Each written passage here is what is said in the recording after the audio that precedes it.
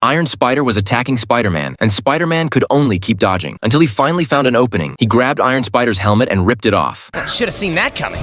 At this moment, Cho had been locked inside a container by Dr. Octopus, and trapped inside the same container was Sandman Flint. Even after turning into sand, he still couldn't escape.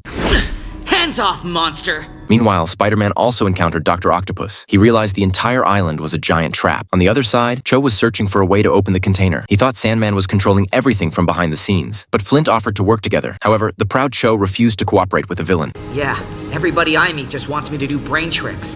Solve this impossible equation, Cho. At that moment, the two of them realized they had gone through similar experiences. Suddenly, a robot fell from above the base. Spider-Man climbed onto the container and asked Cho, "Is Sandman really still the one behind everything?" Just then, Dr. Octopus launched an attack with his army. Spider-Man could barely hold on anymore. He had no choice but to ask the two for help. Cho! Some help, please? But Cho couldn't find a solution either. Soon, Spider-Man was blasted away by countless balls of sand. Genius, remember?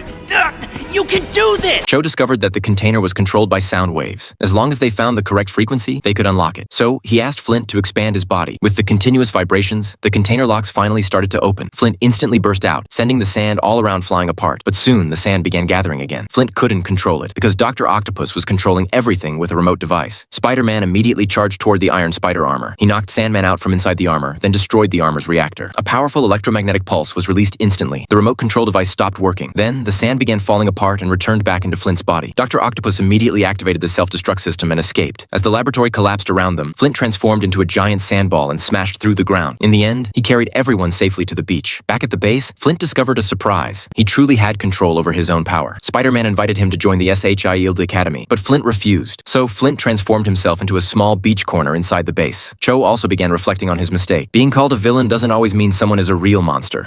You think Vulture took us there to save Sandman? Like on purpose?